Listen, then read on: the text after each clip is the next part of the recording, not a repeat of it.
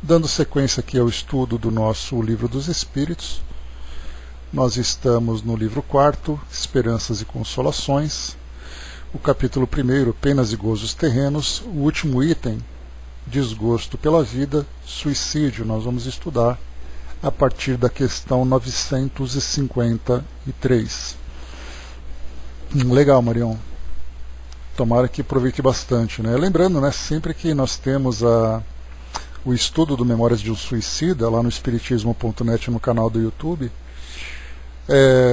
feito pelo Dr. Mário Coelho, lá do Centro Espírita Leon Denis, que trabalha, né, com espíritos que foram suicidas, né? Então ele faz um estudo primoroso, com bastante conhecimento, com uma afinidade profissional, né, técnica com esse trabalho. Então vale a pena acompanhar. Então lá no nosso canal Espiritismo.net, procura lá então a nossa playlist desse livro e vê ali direitinho desde o começo, a página que você está lendo, né, e tudo mais, que é bem interessante. Bom, muito bem, vamos lá. Nós estamos aqui então estudando nesse nosso livro o tema, o item número 953. Nós vimos aqui no 952 aqueles que acabam abreviando a vida pelo fato de alimentarem vícios, né?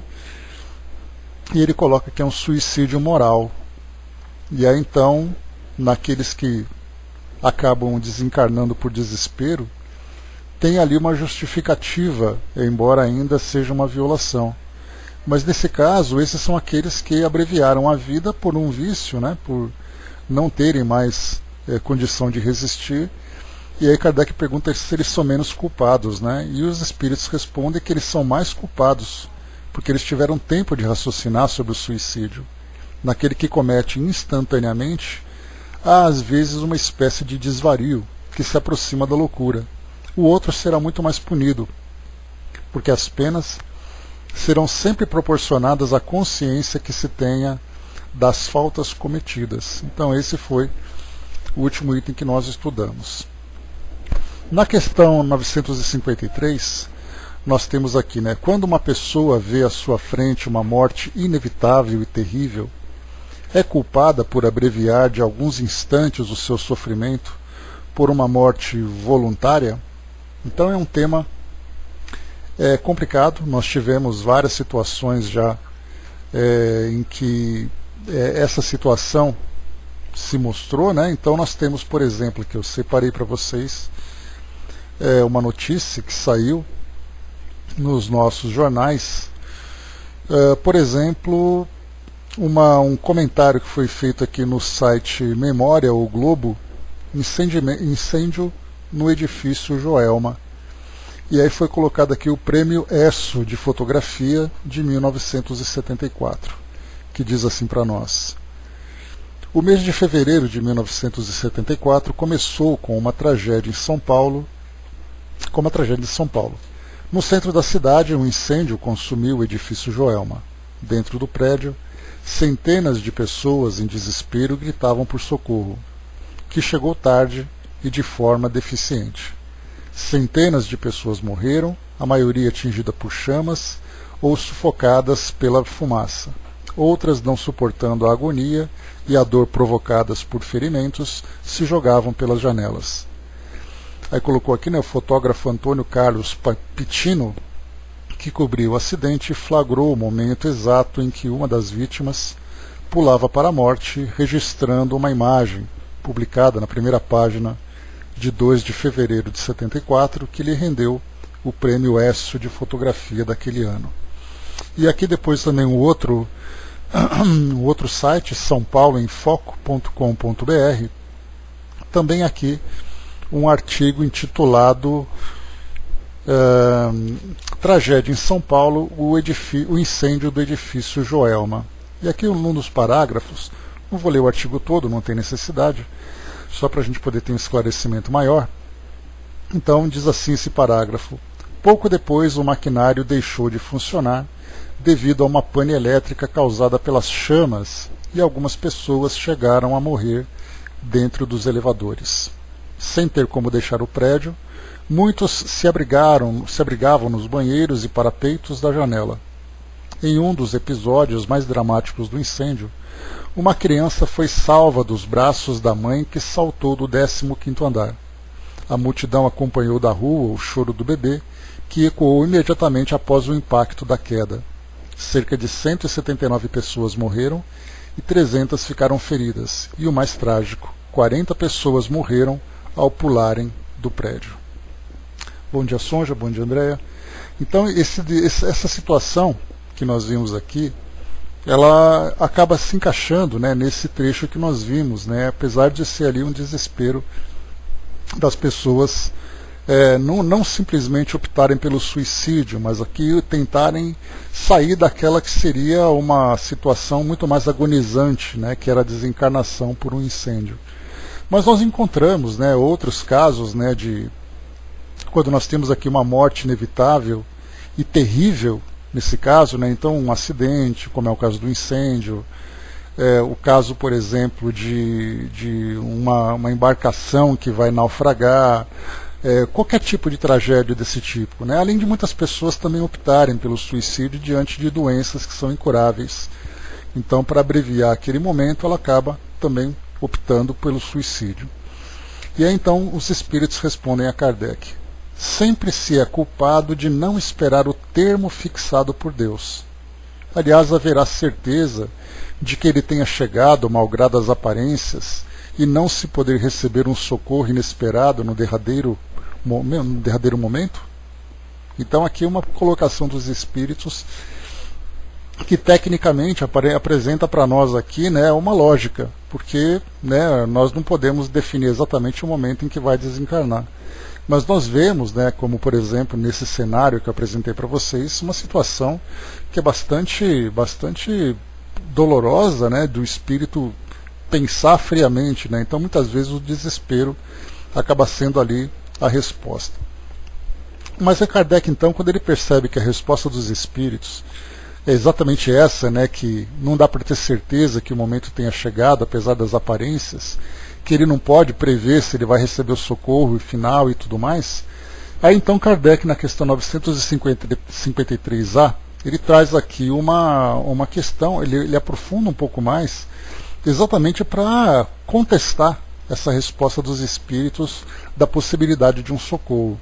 E ele coloca assim: concebe-se que em circunstâncias ordinárias seja o suicídio repreensível, mas figuramos o caso em que a morte é inevitável e em que a vida só é abreviada por alguns instantes. A resposta é sempre uma falta de resignação e de submissão à vontade de Deus. E aí na questão 953b, Kardec coloca: nesse caso, quais são as consequências de tal ação? Uma expiação proporcional à gravidade da falta, segundo as circunstâncias, como sempre. Então, aqui é algo que é muito difícil, né, para o encarnado pensar com essa racionalidade, esperando aquele momento final, principalmente em situações tão trágicas como essa que nós vimos, em que a morte, como sendo claro para nós ali, aquele momento mais difícil de nós enfrentarmos, né, principalmente quando ele se mostra de um modo tão doloroso, então acaba ali batendo o desespero, por incrível que pareça, né, um instinto de sobrevivência para essa morte mais dolorosa faz com que nós optemos por uma saída menos problemática, menos dolorosa, mas nesse caso, como nós vimos, a consequência será exatamente proporcional à falta cometida, né? Se foi realmente tomado por um desespero, ou se foi ali uma opção que o indivíduo fez, falou: bom, já que a coisa vai acontecer, então eu prefiro uma forma diferente, né? Então, até nisso ainda tem as circunstâncias desse momento final. A Sonja colocou: no caso do incêndio, pode ser uma chance de se salvar, né? Numa chance, né? A gente vê ali que você se jogar do 15º andar de um prédio, a pessoa tentar, o desespero. Eu acho que nessa hora, Sonja, não dá para a gente dizer para a pessoa, dizer que ela estava ali na sua plenitude da razão. Ela simplesmente optou aquilo que veio naquele momento, aquele impulso surgiu e ela não consegue ali processar né, as consequências, ela simplesmente quer se livrar daquilo que é o mais agonizante para ela. Bom dia, soldado. Miramês, ele diz assim para nós, vamos analisar aqui, refletir um pouquinho sobre o que ele apresenta para nós. Abreviando o fim. É sempre culpado aquele que não aguarda o fim da sua existência e a interrompe por desespero. Quem sabe quando é o fim? Somente o Senhor tem conhecimento. Quantas e quantas pessoas se encontram à beira da desencarnação e voltam à vida normal? Como ficariam se tirassem a vida por acharem que já se encontravam no fim da sua existência? Os desígnios de Deus, só Ele o sabe. Compete ao homem, e mesmo a nós no plano espiritual, obedecer às leis que vigoram sob a ação do pensamento do Criador. Vivemos em todos os planos, por vezes inconscientes, para conquistarmos a tranquilidade da consciência, aquela que com nada se perturba. Eis aí o céu dentro da alma. Mas enquanto não chegamos a esse estado, haveremos de passar por muitas tribulações, e a terra é lugar delas, nos apresentando muitos convites ao mal. Jesus não falou com a sua presença no meio dos homens para diverti-los sobre como se livrarem do mal, conquistando o bem, amando para se esquecerem do ódio e perdoando para desconhecerem a violência. Todos os homens passam por provas e expiações de acordo com a gravidade das suas ações no passado, em processos de despertamento espiritual. A vida nos dá uma proteção incalculável pela lei de justiça.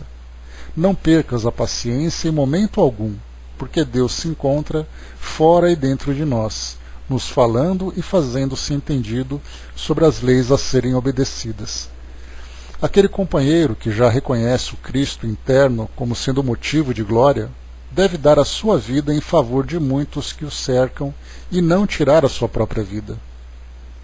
Tal como o Filho do Homem, que não veio para ser servido, mas para servir e dar a sua vida em resgate por muitos. Esse é um trecho do livro de Mateus, capítulo 20, versículo 28. Entendamos, pois, a nossa vida em benefício, estendamos, pois, a nossa vida em benefício dos que nos cercam, ajudando-os a se livrarem das investidas das trevas. Essa é a nossa missão, e não a de cortar o fio da vida na carne, por simples tentações que, por vezes, chegam aos nossos ouvidos. Quem ouvir as insinuações do mal é sempre culpado por ter recebido a razão para discernir.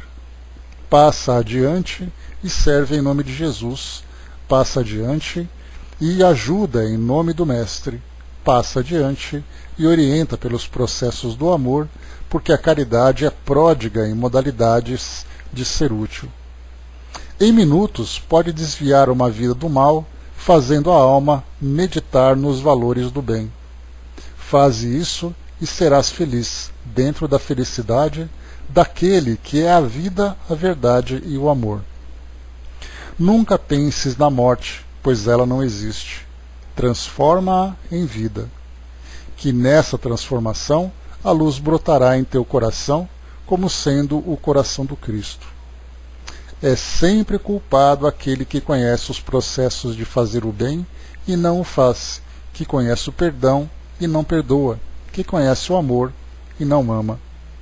O suicídio tem várias faixas de culpabilidade e não deves pertencer a nenhuma delas. Escuta o chamado e ser o escolhido de Deus para semear a vida por onde passares. Assim, a vida mais ampla te acompanhará, sendo integrada no teu ser, como bênção de Deus para a tua verdadeira luz. Então essa mensagem, ela traz para nós, né, toda essa motivação, esse estímulo para que compreendamos exatamente a importância de nós estarmos encarnados e a importância de nós cumprirmos aqui até o último instante dentro da nossa programação. Como eu comentei com vocês, nós temos ali aquela dificuldade ainda de usar a nossa razão nesses momentos em que nós somos provocados pelas dificuldades, pelas dores, pelas agonias e aflições que a vida acaba oferecendo para nós, né? Então, nesse caso, até mesmo aqui, é interessante a forma como Miramês nos esclarece, quando ele diz assim, né, que o suicídio tem várias faixas de culpabilidade. E essa é uma expressão bastante interessante, porque essa faixa de culpabilidade nós não somos capazes de mensurar, né? Nós aqui encarnados não temos como dizer que aquele que cometeu esse suicídio é mais culpado do que aquele outro que cometeu o suicídio. Nós temos ali assim algumas ideias mais grosseiras, algumas ideias mais superficiais, que permitem que nós então façamos ali uma comparação entre aquele, por exemplo, que comete pelo suicídio e aquele pelo simples desgosto da vida. Ali é fácil da gente medir. Mas há situações mais críticas em que somente conhecendo mesmo a história daquele espírito, conhecendo um pouco da sua consciência, dos seus valores, né, das escolhas, das provas e expiações que ele está vivendo, que é possível fazer essa mensuração. Né? Do contrário, nós ficaremos na especulação. Eu comentei com vocês, por exemplo, sobre essa questão do Joelma, né?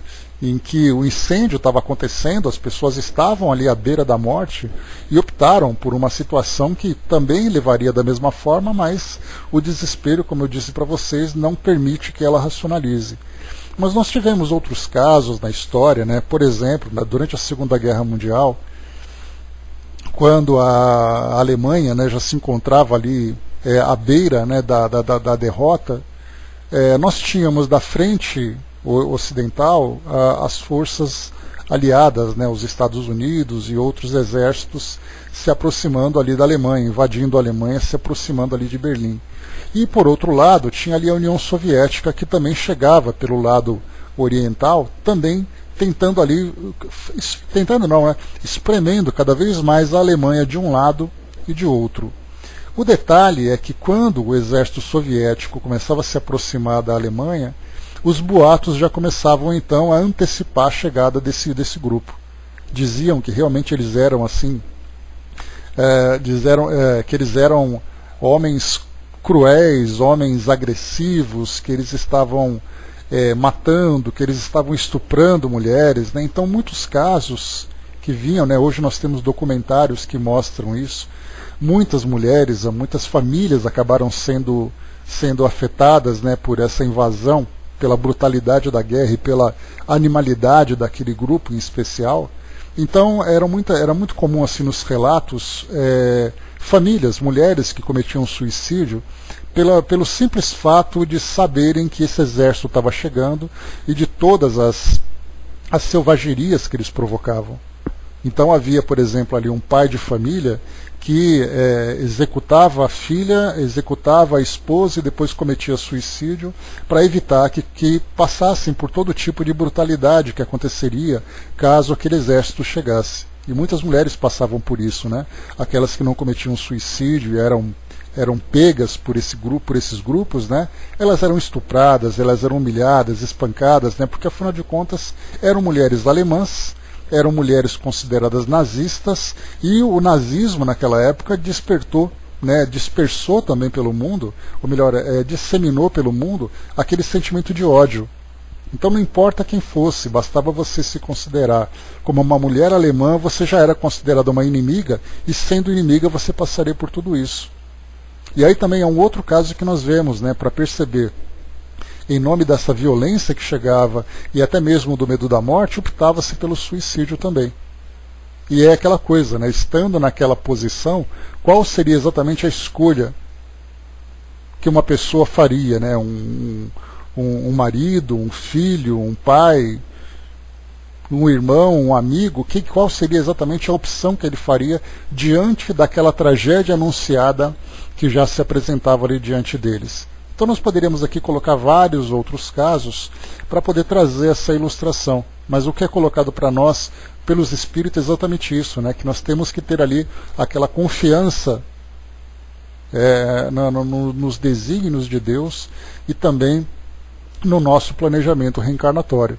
Agora, né, há necessidade dessa frieza, desse equilíbrio para poder pensar de uma forma racional diante de uma situação como essa, o que a gente sabe que não é tão simples assim. Então nós analisamos essa questão muito mais a título de didática do que tentarmos nos imaginar numa situação como essa. Soldado colocou, né, morrer em meio às chamas é agonizante, né? Em uma guerra não existem certos, né? Todos estão errados, né? Ninguém ganha na guerra, na verdade, né? Mas a gente vê ali que infelizmente há necessidade desses abalos na nossa sociedade como forma, né, de restabelecer o equilíbrio, e aí então cada um responde depois perante a sua própria consciência. Bom dia, Tati.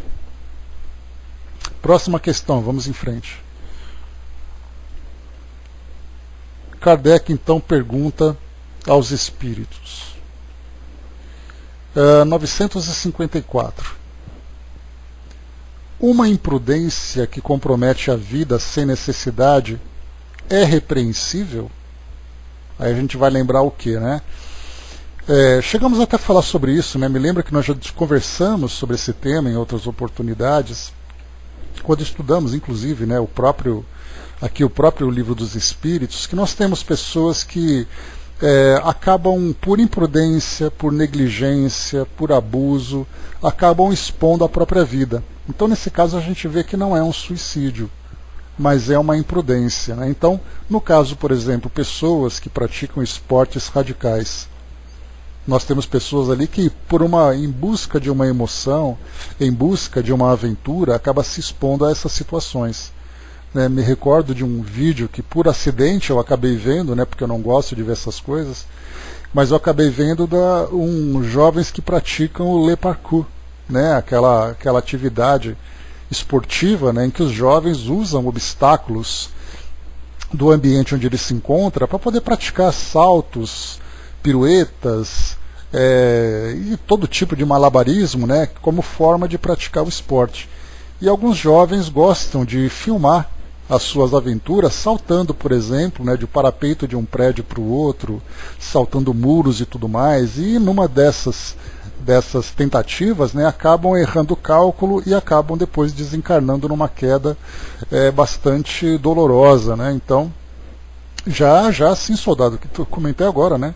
Então ele vai saltar de um prédio para outro, de um ponto para outro, ele se desequilibra, cai e acaba desencarnando. Aí é uma negligência, né? Então, você encontra vídeos no YouTube mostrando isso. Por isso que eu falei, por acaso eu estava vendo alguma coisa, me chamou a atenção ali o título. Quando eu cliquei, eu vi o acidente, né? Eu falei, bom, agora que eu já vi, ficou registrado, né? Então nós temos casos de esportes, nós temos jovens que, por exemplo, né, no caso de você praticar racha nas ruas, como nós vemos hoje, né? Então é a mesma coisa. Pessoas que... Bom, deu para vocês imaginar já, né, para vocês terem uma ideia do tipo de situação em que as pessoas cometem negligência.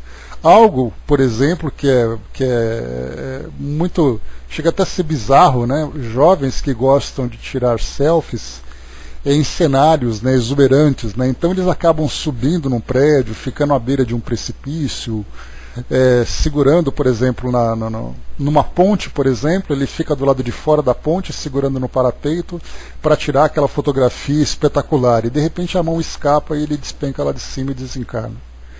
Então são essas situações assim de imprudência que compromete a vida sem necessidade, se isso é repreensível, como é colocado aqui pelos espíritos, né? No caso do Jacaré das Praias, né, você então tem ali esportes de um modo geral, né? Então você tem pessoas que praticam o paraquedismo, pessoas que ficam praticando esportes de risco, cometem esses excessos nas grandes cidades, né? Então temos várias e várias situações que ilustram esse cenário, né? Mas Kardec pergunta se essa imprudência é repreensível. A resposta: não há culpabilidade quando não há intenção ou a consciência positiva de fazer o mal. Então nós vemos que nesse caso, como poderia dizer que é um suicídio inconsciente, né? André Luiz fala sobre isso, mas eu sempre falo para vocês que é importante nós definirmos exatamente qual é a ideia em torno de uma expressão. Então, quando você fala suicídio, o suicídio significa um indivíduo que tem o desejo, a intenção de se autodestruir, ou ele consegue se autodestruir por essa prática. Então, ele quer fazer isso. Fora isso, quando a gente usa suicídio inconsciente, suicídio acidental, então a gente não pode confundir as ideias, né? Os próprios espíritos dizem para nós que nós precisamos ser bastante objetivos nas palavras e nos termos que nós estamos usando, porque do contrário nós vamos criar uma confusão. Então aqui em cima, por exemplo, né, no caso da questão 952 que nós estudamos, aquele homem, né, que pelo abuso das paixões acaba interrompendo a própria vida, é um suicídio moral. Então aqui a gente tem o suicídio moral, o suicídio inconsciente, um suicídio não intencional. Quer dizer, a gente vai confundindo as ideias. Então pensemos assim, aquele indivíduo que comete uma negligência, aquele que abusa das paixões, certamente ele vai sofrer as consequências disso. Mas daí você chamá-lo de suicida, porque ele fez isso porque quis realmente interromper a própria vida, ele pode ter buscado o prazer sem ter ali a consciência ou valorizar a importância da sua vida. Mas daí você dizer que pelo fato dele ter vivido de uma forma desequilibrada, ele teria a intenção de se destruir, não é o caso. Embora ele tenha se destruído de fato, mas ele não teve a intenção de fazer isso. Né? Então temos que ser bastante objetivos, né? O suicídio é alguém que quer se destruir. Aqui nesse caso dessa imprudência, certamente nós teremos as consequências. Aí nós entraremos naquele outro ponto importante, falando sobre a interrupção da existência, ou seja, uma desencarnação precoce. Nós estudamos, né, no livro Juventude Interrompida, lá na Sala Espiritismo Net Jovem, os vários casos de jovens que interromperam suas existências por causa de escolhas que fizeram. Então nós estudamos ali desde a prática do aborto, que teve como consequência o suicídio, do abuso da situação do distúrbio de autoimagem, que é o caso, por exemplo, de jovens, principalmente do sexo feminino, que acabam desencarnando por causa da anorexia, da bulimia, tentando ali ficar com uma aparência agradável, embora tenham perdido completamente a noção do que fazem. Jovens do sexo masculino que usam anabolizantes e acabam depois comprometendo também a existência. Jovens, né, a gente lembra, por exemplo, que existe no Ministério da Saúde aqui do Brasil, e eu acredito que isso seja no mundo todo, que a gente pode estender essas referências para o mundo todo, porque o ser humano é o ser humano onde quer que ele esteja, né? Então existe no Ministério da Saúde uma estatística que diz que jovens do sexo masculino da idade entre 18 anos e 24 anos de idade desencarnam de uma forma violenta muito mais do que as meninas. Então são jovens, por exemplo, que se envolvem em brigas, são jovens que abusam no trânsito, jovens que utilizam armas de fogo, e isso mostra uma triste estatística, desde aqueles que desencarnam, como aqueles que se acidentam e ficam com sequelas. Então acabam abusando muito mais, né? No caso, por exemplo, jovens nessa faixa de idade, como eu coloquei para vocês, né, que praticam esportes radicais, são muito maiores, né, os jovens do sexo masculino do que as meninas. E você vai pegar aqui no Brasil, se você for para a Alemanha, para o Japão, para os Estados Unidos, para a África, para qualquer lugar, nós vamos encontrar, porque é uma tendência do jovem nessa idade querer sempre buscar aquelas fortes emoções se arriscando. E aí depois acabam caindo nessa situação, né? Então, nós vemos ali que há uma interrupção de suas existências, mas não significa que tiveram a intenção de cometer o suicídio. E aí então nesse processo nós vemos que não há culpa como suicida, mas certamente há consequência pela negligência. Porque há toda aquela programação reencarnatória, abusou daquela situação, interrompeu a existência e tudo mais e chegou nessa situação. Deixa eu ver aqui. O soldado colocou também, né, cirurgias plásticas também que dá errado, né, que dão errado, né, em virtude da vaidade, né, acaba também chegando nessa mesma situação. Deixa eu ver aqui. Na verdade a gente pode colocar, soldado, que o suicídio ele tem ali ele pode ter tido uma redução pelo fato das condições atuais serem muito mais favoráveis do que no passado, né? No passado a gente tinha ali uma falta de suporte para a manutenção da saúde, para a sobrevivência, escassez de trabalho, né? Então as causas talvez tenham sido outras, sejam outras hoje, né? Pelo fato dos jovens, das pessoas terem ali sofrerem pressões, terem ali as suas decepções também. Mas, por exemplo, no caso dos idosos, no passado, chegar numa fase, né, nessa fase mais avançada da idade, era muito mais difícil, porque você não tinha tratamentos que promovessem ali a saúde, né? Hoje nós temos uma extensão que acabou até se tornando, né, um problema para as economias, com questões previdenciárias, né? Então, muito mais pessoas envelhecendo, tendo ali uma vida mais prolongada, exigindo mais, né, do suporte do sistema previdenciário. Então, a gente vê que até nisso ocorreu uma mudança, mas no passado, quando chegava ali por volta dos 50 anos de idade, a pessoa já era avô, ou as pessoas já eram avós, e já estavam com a saúde comprometida sem esse suporte. Então o suicídio acabava sendo uma opção, né? Porque as pessoas tinham que ir em busca de trabalho e os idosos ficavam em casa ali carecendo de atenção e tudo mais, né? Então isso fez com que houvesse essa mudança, né? Então hoje, por um lado, a gente teve ali uma melhora e por outro, essa pressão, esse individualismo, esse isolamento acaba fazendo com que as pessoas também sigam por esse caminho, esse triste caminho, né? Vamos em frente aqui. Miramês diz o seguinte para nós na questão 954. Imprudência. Quem não tem discernimento compatível com a falta, ou seja, não tem noção do que está fazendo, não é condenado, a não ser por leves avisos da consciência de que tem que se preparar para futuras concepções sobre a verdade. Verdadeiramente não há ninguém ignorante por completo. Até o homem primitivo tem condições de aprender teoricamente no mundo espiritual, antes de receber pelas mãos do Criador um envoltório físico. Não é justo que ele responda por faltas cometidas qual um intelectual que já compreende as leis estabelecidas para a orientação da sociedade.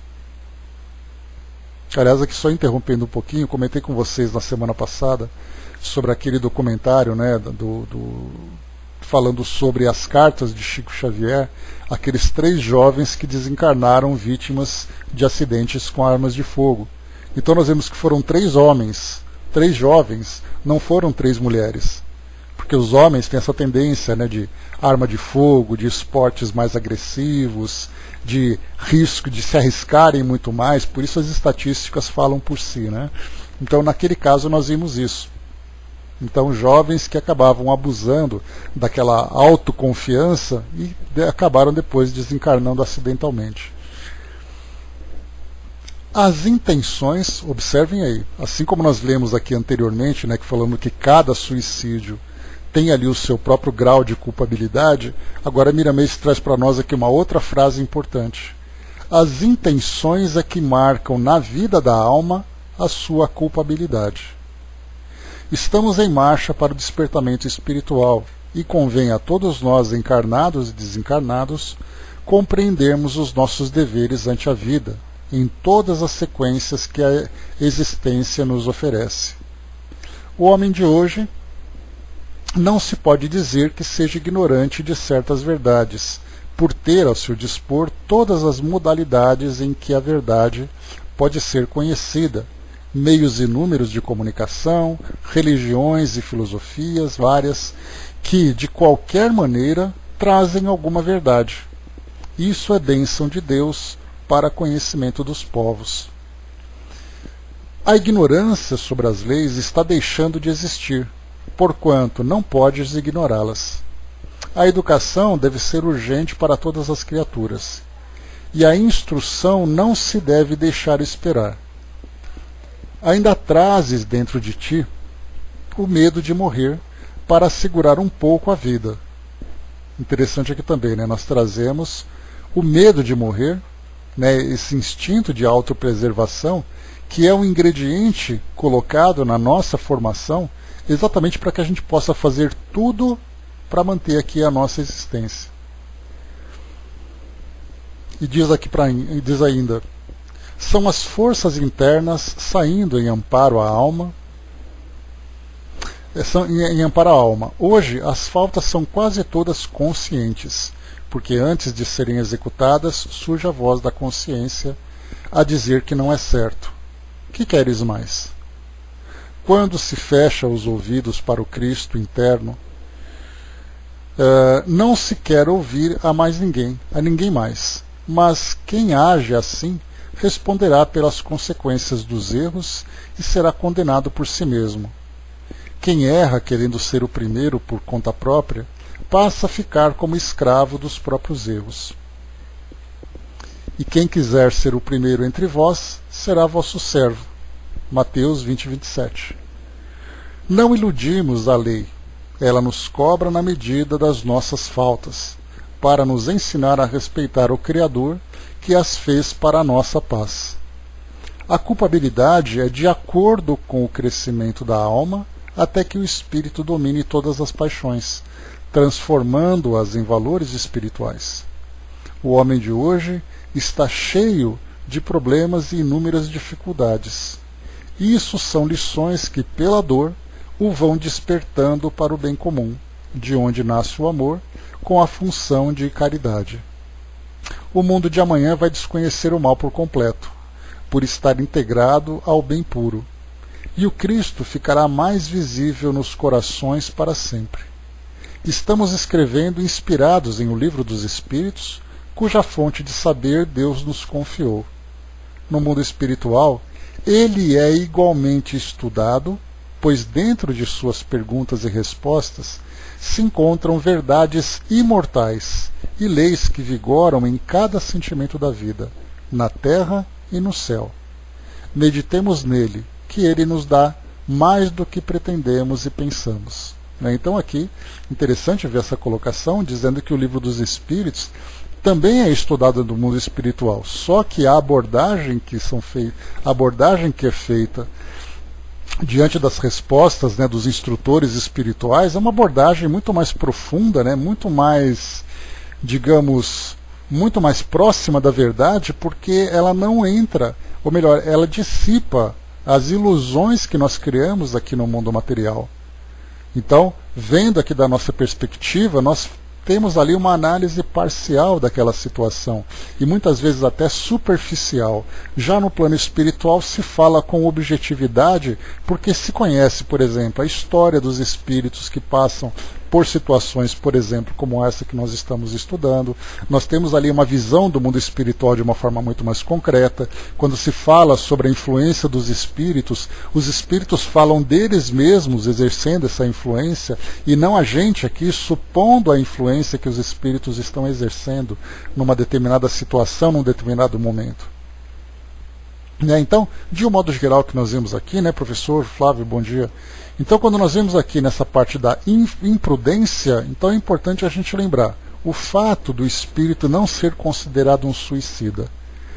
Por cometer uma imprudência nas suas ações, nós colocamos aqui práticas esportivas, hábitos, comportamentos negligentes aqui no dia a dia da vida em sociedade, né? Me lembrei aqui, agora me veio a imagem, aqui em São Paulo houve uma época, hoje a gente já não ouve mais isso, né?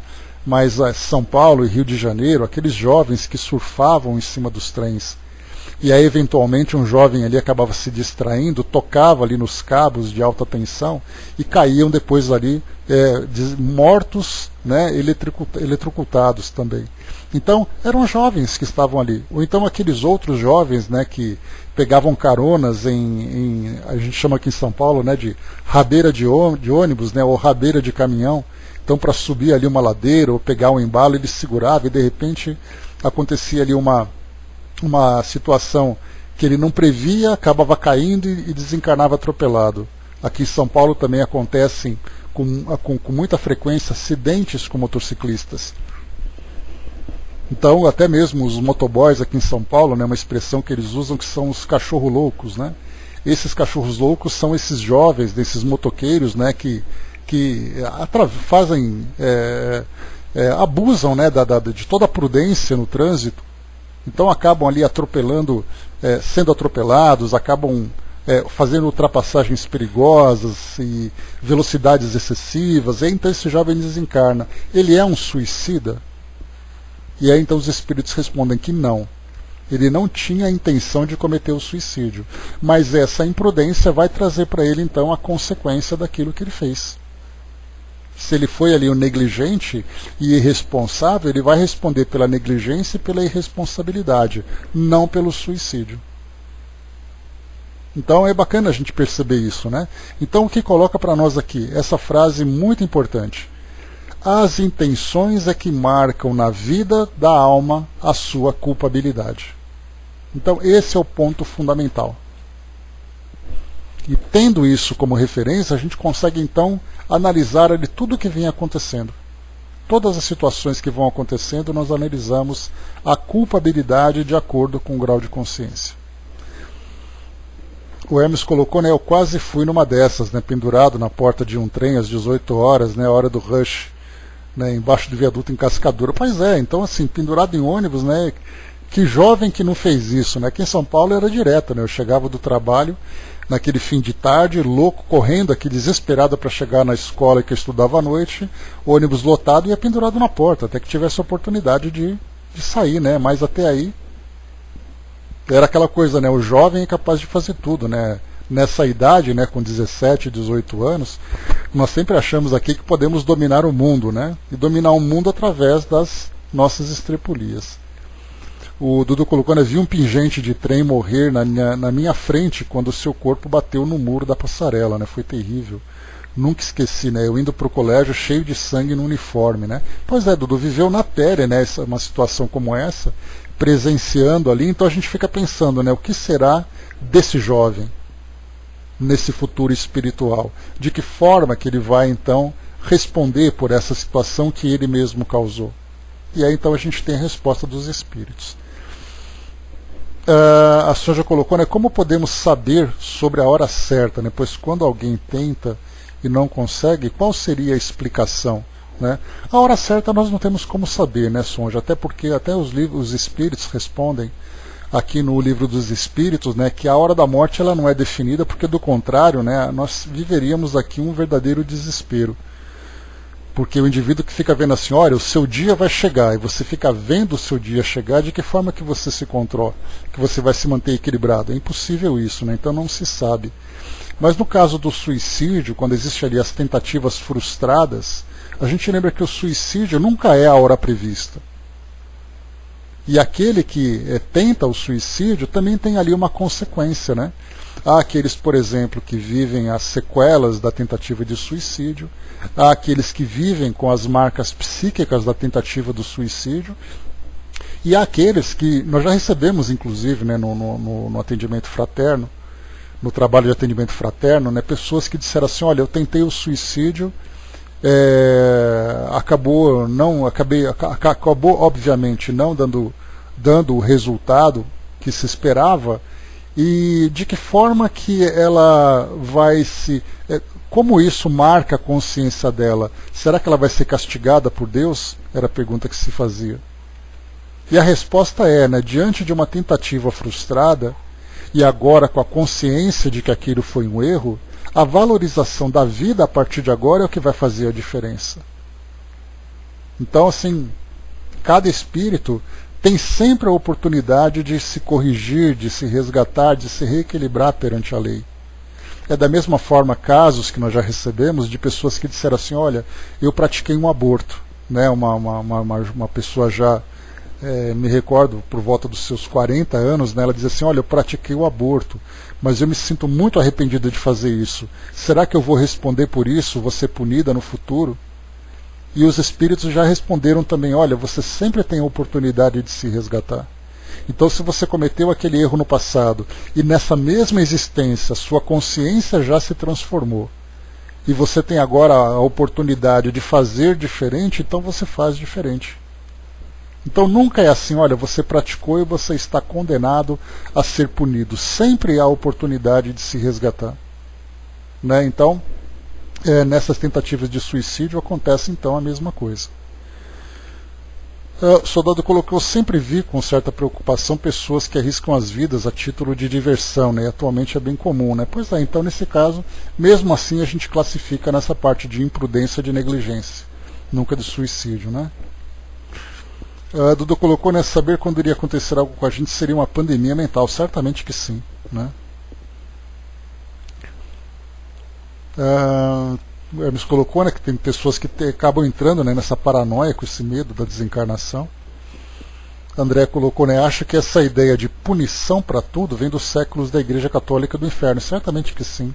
O castigo, a punição, o inferno, né, são marcas e valores que até hoje são disseminados, né? Então é importante a gente ter esse esclarecimento. Vamos em frente, próximo item.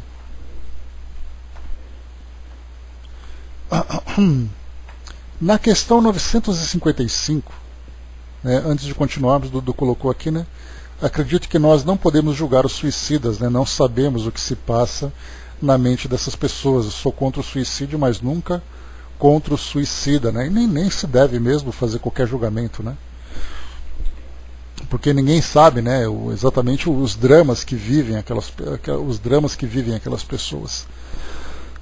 Então, 955. Aqui nós vamos entrar. Kardec faz aqui um comentário, né, de algo que, de certa forma, até ainda é presente, mas muito mais raro do que no passado. Só que naquela época, para ele, era muito mais presente, muito mais frequente, né? Então, diz aqui para nós, né, 955. As mulheres que em certos países se queimam voluntariamente sobre os corpos de seus maridos podem ser consideradas como tendo se suicidado e sofrem as consequências disso? Aí nós vamos aqui voltar, né, fazendo aqui uma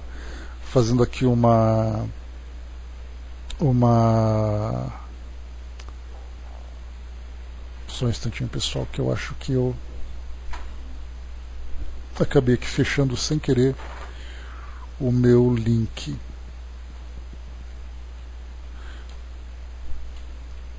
Só um instantinho.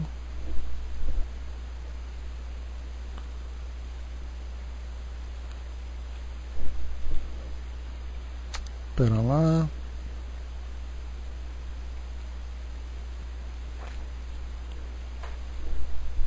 Eu deixo tanta coisa aberta aqui ao mesmo tempo que eu acabo depois me complicando. Só um instantinho, mas eu achei aqui. Achei, tá. Vamos lá. Agora deixa eu fechar o que eu abri, né? Fechar, pronto. Então, foi colocado aqui para nós sobre essa prática, né, de mulheres que acabam se jogando, se queimando junto com os corpos de seus maridos desencarnados, né? Então aqui eu trouxe para vocês um artigo publicado no proprianews.com.br. O título é O Suicídio no Oriente, a cremação das viúvas. Vou ler para vocês aqui, diz assim. Foi escrito por Antônio Samarone. Na Índia, o termo sati significa esposa virtuosa, casta e fiel. Entretanto, sati era um costume antigo e bárbaro que existiu por muitos séculos na Índia. As mulheres, ao enviuvarem, acompanhavam o cortejo fúnebre do marido com música e cânticos religiosos. Era a tradição que, ao chegar junto à pira preparada para a cremação do defunto, a esposa imolar-se junto. O sati era uma cerimônia de cremação da viúva. Viva, né? Mesmo quando o marido morria distante, o ritual da cremação da viúva poderia ser realizado. Ela imolava-se junto a um pertence do finado, né? Onde o rito era o do sepultamento, a esposa era enterrada junto viva. Esse costume era adotado pelos pertencentes da subcasta Juji, que eram os tecelões. Em Bali, as viúvas às vezes preferiam tirar a vida com o kris, um punhal de lâmina sinuosa. Era um suicídio visto como purificador, aplaudido pela comunidade. As autoridades assistiam com complacência. Somente em 1984 é que o primeiro-ministro Rajiv Gandhi declarou ser o sati uma vergonha nacional. Oficialmente, o ritual de cremação da viúva, sati, foi proibido por lei em 1929 pelas autoridades inglesas que ocupavam a Índia, o que não significa que tenha deixado de existir. Então, principalmente no norte da Índia, né, que era ali aquela parte mais de interior, então, embora a lei tivesse sido implantada, né, promulgada, a prática continuava, né? Como acontece, né? Principalmente quando nós temos ali muitas práticas que são culturais. Você pode mudar a lei, mas a cultura continua. O ritual sati começava com a viúva declarando o seu desejo publicamente. Os parentes e amigos suplicam que ela desista, que pense nos filhos, mas tudo é uma encenação. No fundo, o desejo de quase todos é que ela se sacrifique. Tomada a decisão, a mulher se preparava com cuidado, vestia a roupa do casamento, colocava os braceletes e as joias nupciais, cobria a cabeça com flores e pediam a bênção dos parentes mais velhos. A cerimônia da cremação da viúva era pública. Previa procissão, festejos, banquete e a participação de milhares de pessoas. As grávidas eram poupadas. Adiava-se a cerimônia até o nascimento da criança. A situação de viuvez era tão degradante que as mulheres preferiam suicídio, sati. Se uma sati era fausta, uma viúva era infausta. Se a primeira era amada, venerada, celebrada, a segunda era odiada, desprezada, odiada. Como na Índia predominava a poligamia, o ritual de cremação da viúva poderia assumir ares de tragédia. Em 1724, quando morreu o Raja Ajit Singh de Marwar, imolaram-se 64 esposas. Em 1799, a morte de um brahmane que tinha mais de 100 esposas, a pira fúnebre ardeu por 3 dias, consumindo 37 delas. Não descobrimos com que frequência esses suicídios coletivos aconteciam.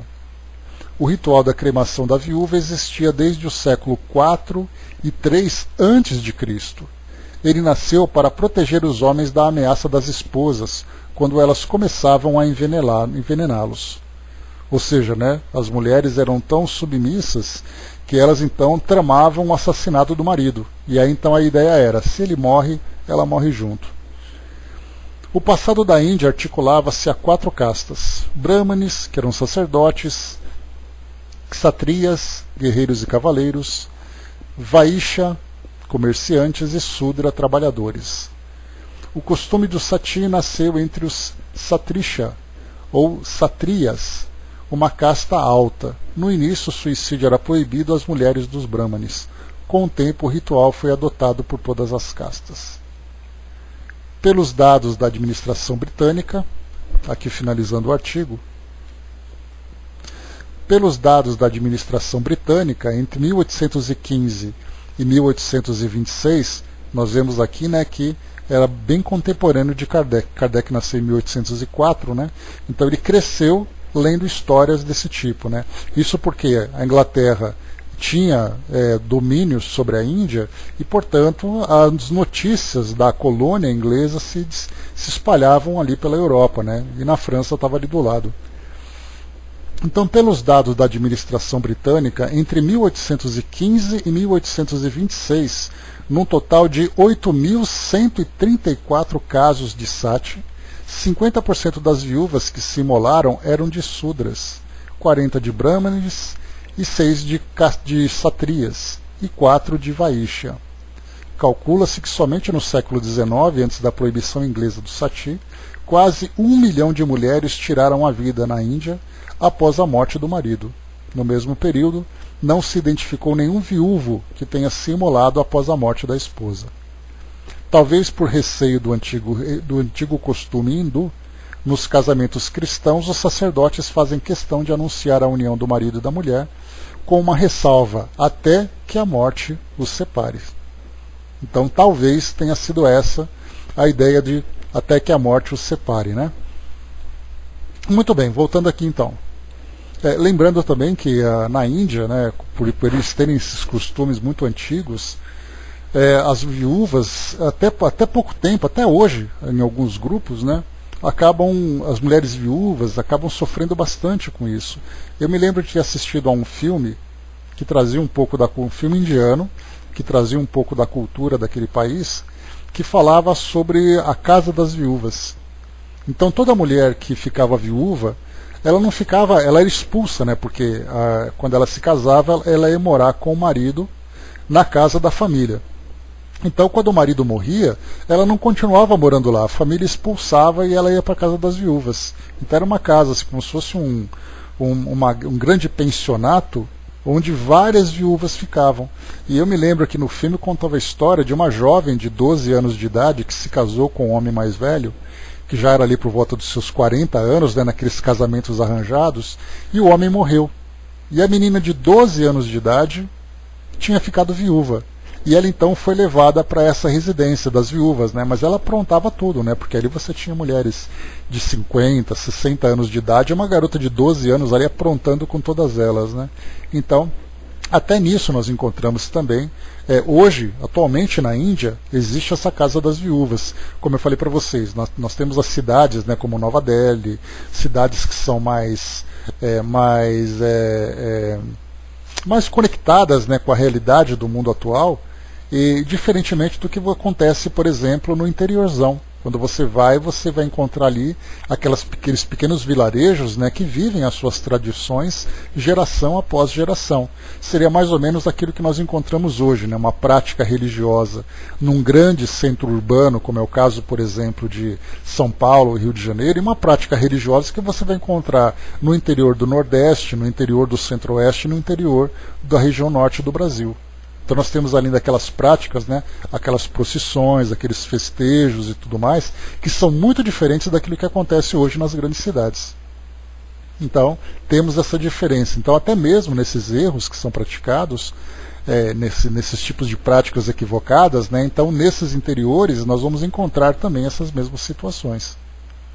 A mesma coisa acontece, por exemplo, no caso da China, que nós temos ali, né, as dificuldades que as mulheres acabam enfrentando na China, principalmente nessa parte interiorana, onde nós temos ali um ambiente mais rural, onde são ali pequenos núcleos familiares, né, de agricultura familiar e tudo mais. Então ali uma mulher que fica grávida e através daquele pré-natal se descobre que é uma menina, a quantidade de abortos que são provocados na China para meninas, né, para fetos do sexo feminino, é absurdamente maior do que do sexo masculino. Porque para uma família rural, ter uma mulher é muito mais é um prejuízo maior do que homem. Porque quando essa jovem crescer, ela vai se casar e vai embora do sítio, do local onde ela vive com a família, em que ela é parte daquela mão de obra, e ela vai viver com a família do marido. Então, no caso, tem muitas famílias que têm esse primeiro bebê, né, no caso que a gente lembrava que até pouco tempo atrás a China tinha aquele controle de natalidade com um filho por vez. Então era muito comum que elas abandonassem essas crianças. Então, em alguns lugares do interior da China, jornalistas fizeram pesquisas e encontravam ali os quartos da morte, que eram pequenas creches onde as crianças eram abandonadas, e ali 90% era menina. E essas crianças ficavam ali jogadas. Elas iam adoecendo, elas se colocavam num quarto e ficavam ali fechadas, e todos os dias iam lá olhar para saber se a criança estava viva ainda. Quando morria, enterrava e tudo mais, e acabava. Então nós encontramos essas práticas que são absurdas ainda aqui na nossa sociedade contemporânea. E aí então, quanto mais distante dos centros urbanos, mais sólidas ainda são essas práticas. Mas vamos aqui para a resposta de Kardec.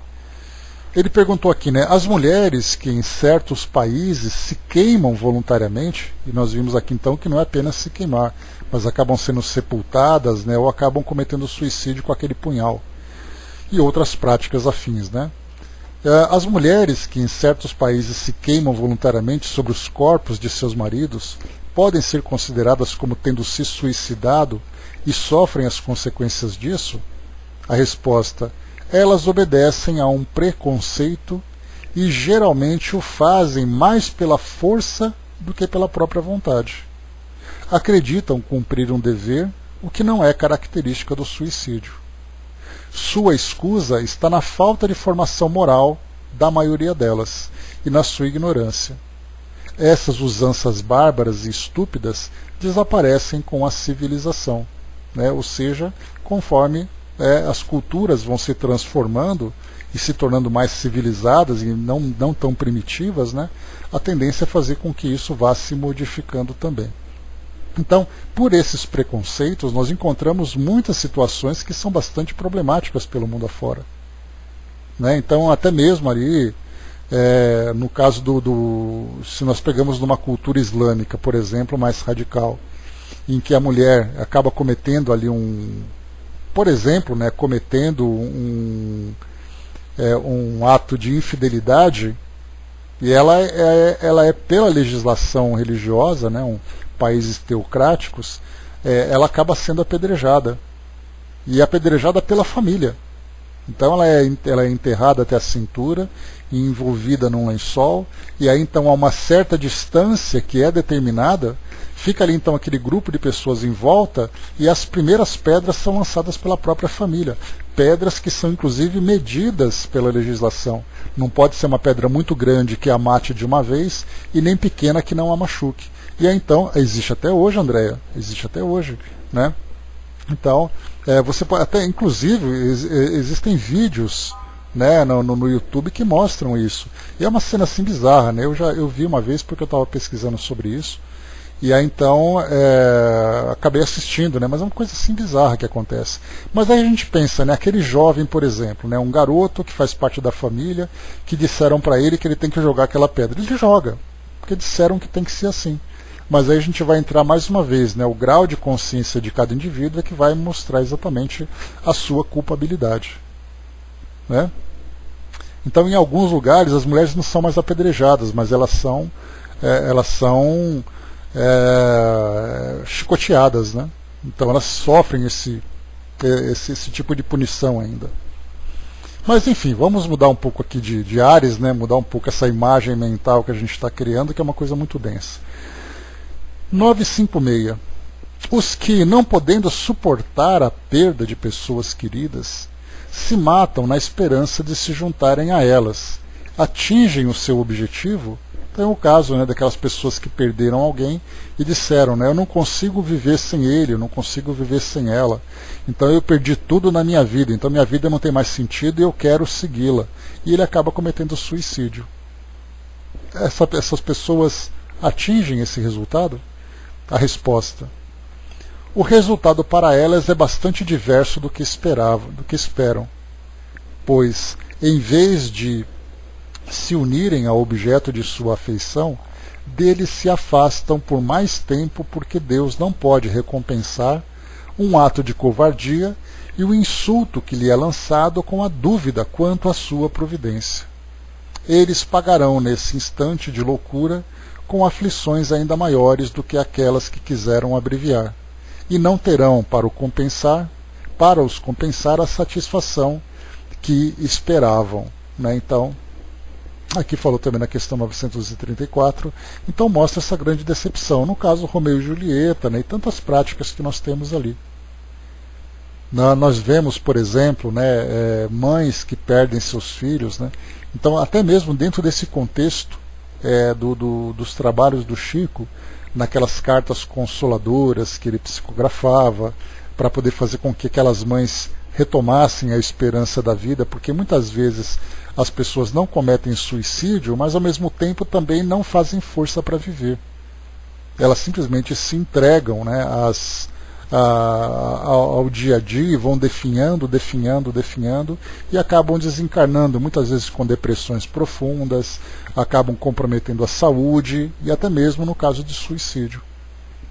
Então esse desespero todo, né, que faz com que as pessoas, eu preciso encontrar meu filho, então eu vou ao encontro dele. E aí então é uma grande decepção, porque mostra exatamente, né, a condição de um espírito que desencarna dentro da sua programação reencarnatória, e aquele que acaba violando a sua programação, essas determinações das leis, né, que dizem para nós que cada um tem o seu próprio tempo. Aqui o que eu queria comentar é aqui um trecho, né, dessa resposta, só para a gente deixar aqui um pouco claro, né, porque ele diz assim: por que Deus não pode recompensar um ato de covardia e o insulto que lhe é lançado com a dúvida quanto à sua providência? Se nós levarmos muito ao pé da letra, a gente vai achar que Deus vai se sentir ofendido e vai punir aquela pessoa. Então não é nesse sentido que o Espírito aqui está querendo dizer, né? Ele está dizendo que as leis que Deus cria, elas são leis muito perfeitas. E essas leis vão trazer ali as dificuldades para aqueles que a infringem e as facilidades para aqueles que as cumprem. Então é dentro daquele pensamento que eu sempre trago para vocês, que eu gosto bastante, né? O destino conduz aquele que o aceita e arrasta aquele que o nega. Então aquele que nega essas leis, esse destino, acaba depois sendo arrastado. E aqueles, né, que acabam sendo arrastados. E aqueles que aceitam essas leis são conduzidos. Então quando se fala, né, que o insulto que é lançado quanto à dúvida de sua providência. Então, se nós virmos aqui ao pé da letra, veremos aqui, né, Deus ficou muito ofendido com aquele ato, então por isso aquela pessoa vai ser castigada. Então não é nesse sentido. E para finalizarmos, a última questão, 957. Quais são, em geral, as consequências do suicídio sobre o estado do espírito? Agora Kardec vai trazer um resumão para nós sobre o estado do espírito no caso do suicídio. Nós temos que lembrar que o Livro dos Espíritos foi a primeira obra lançada naquela época, né? Então ela trazia essa questão sobre as consequências do suicídio sobre o estado do espírito, que era um tema completamente desconhecido para a maioria das pessoas. Aliás, para todo mundo, né, porque o Espiritismo estava começando naquela época. De lá, né, do lançamento do Livro dos Espíritos em 1857 até as demais obras e tudo aquilo que nós temos até hoje, as consequências do suicídio sobre o estado do espírito já é para nós bastante compreendido. Fala sobre as suas aflições, as dificuldades, as dores, a realidade do espírito no mundo espiritual, tudo isso para nós é esclarecido. Mas essa questão, quando foi lançada na época, era uma novidade. E aí então as pessoas realmente não tinham ideia de como era a situação do suicida, principalmente numa sociedade que se encontrava ali naquela transição entre saindo de um domínio religioso e entrando ali num pensamento materialista. Então, resposta dos espíritos. As consequências do suicídio são as mais diversas. Não há penalidades fixadas e em todos os casos elas são sempre relativas às causas que o produziram. Vocês se lembram, né, que Miramês disse para nós que o suicídio traz ali diversas graduações de acordo com a culpabilidade do espírito. Mas uma consequência que o suicida não pode escapar é o desapontamento. Em algumas versões é colocado a decepção, que é a mesma coisa. De resto, a sorte não é a mesma para todos, dependendo das circunstâncias. Alguns expiam sua falta imediatamente, outros numa nova existência, que será pior ainda que aquela cujo curso interromperam. Ou seja, né, há espíritos que durante o mundo espiritual eles acabam já se reequilibrando, eles conseguem se resgatar. Outros não, levam sequelas para a existência seguinte. Cada indivíduo trazendo ali, né, num grau maior, num grau menor, um comprometimento. Mas seja como for, ele sempre vai ter esse desapontamento e cada um vai responder com o seu grau de culpabilidade. E Kardec aqui faz um comentário para finalizarmos. A observação mostra, com efeito, que as consequências do suicídio não são sempre as mesmas. Há, porém, as que são comuns a todos os casos de morte violenta, as que decorrem da interrupção brusca da vida. é, primeiro, a persistência mais prolongada e mais tenaz do laço que liga o espírito e o corpo, porque esse laço está quase sempre em todo o seu vigor no momento em que foi rompido, enquanto na morte natural se enfraquece gradualmente e, em geral, até mesmo se desata antes da extinção completa da vida. As consequências desse estado de coisas são a prolongação da perturbação espírita, seguida da ilusão que, durante um tempo mais ou menos longo, faz o espírito acreditar que ainda se encontra no número dos vivos. Kardec descreve bem esse trecho que ele trouxe agora, lá na segunda parte do livro Céu e Inferno, no primeiro capítulo, O Passamento. Ele traz para nós ali a morte violenta, a morte natural, o apego do espírito, o desprendimento do espírito. Ele vai trazendo para nós ali uma visão geral de cada uma dessas situações. A afinidade que persiste entre o espírito e o corpo produz em alguns suicidas uma espécie de repercussão do estado do corpo sobre o espírito. Observem, do estado do corpo, da decomposição, das lesões que foram provocadas, sobre o espírito, que assim ressente, malgrado seu, os efeitos da decomposição, experimentando uma sensação cheia de angústia e horror. Esse estado pode persistir tão longamente quanto tivesse de durar a vida que foi interrompida. Pode, não é regra. Lembrando como foi colocado, né? Cada espírito tem ali a circunstância e a culpabilidade, a causa que gerou tudo isso. Mas em alguns casos o suicida não se livra das consequências de sua falta de coragem e cedo ou tarde expia essa falta. Em alguns casos, né? De uma ou de outra maneira. É assim que certos espíritos que haviam sido muito infelizes na Terra disseram haver se suicidado na existência precedente e estar voluntariamente submetidos a novas provas, tentando suportá-las com mais resignação. Em alguns, é uma espécie de apego à matéria, da qual procuram inutilmente desembaraçar-se para se dirigirem a mundos melhores, mas cujo acesso lhes é interditado. Na maioria, é o remorso de haverem feito uma coisa inútil, da qual só provam decepções.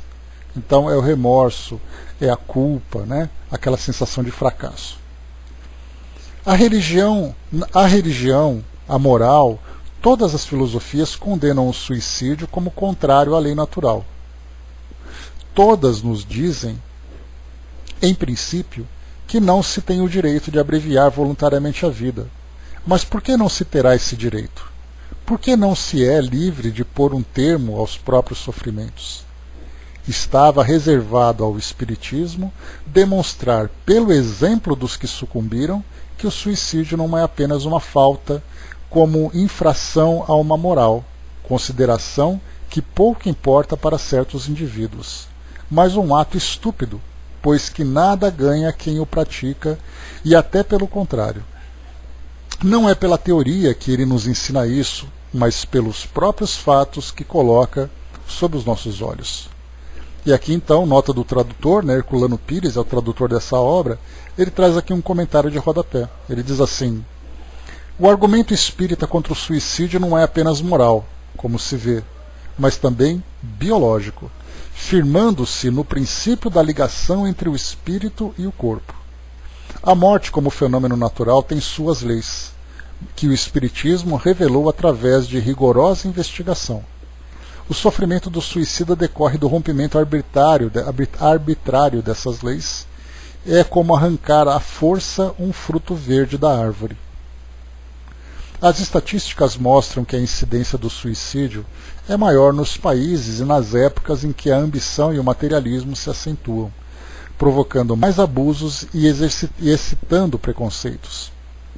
A falta de organização social justa e de educação para todos é causa de suicídios e crimes. E ele coloca, ver o final do item 949. se abolirdes os abusos da vossa sociedade e os vossos preconceitos, não tereis mais suicídio. Então essa aqui é o comentário de Herculano Pires ao comentário de Kardec, que comentou a resposta dos espíritos. Então, comentário do comentário. Então, meus amigos, é isso. Estudamos aqui então nesse trecho, longo inclusive, desgosto pela vida e suicídio. Eu procurei trazer para vocês aqui diversas ilustrações para que a gente possa ter uma ideia mais clara, mais abrangente, sobre esse tema, que é um tema tão denso, mas a gente vê assim as diversas situações que mostram para nós uma culpa maior, uma culpa menor, Inclusive nós tivemos um caso que até hoje, nós vemos nos nossos tribunais, que é o caso do suicídio assistido. Tem até um filme chamado Mar Adentro, que é um filme espanhol,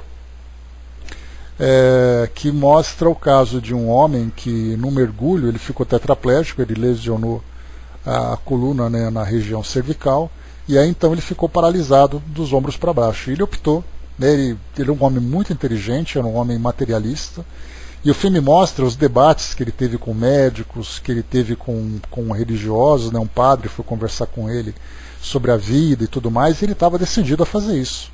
E aí então ele entrou nos tribunais lá da Espanha, essa é uma situação real, e aí então ele tentou entrar com pedido, com permissão da justiça para ter o suicídio assistido. E ele precisava da autorização da justiça porque pessoas precisavam assisti-lo, já que ele não tinha nenhuma possibilidade de cometer esse ato.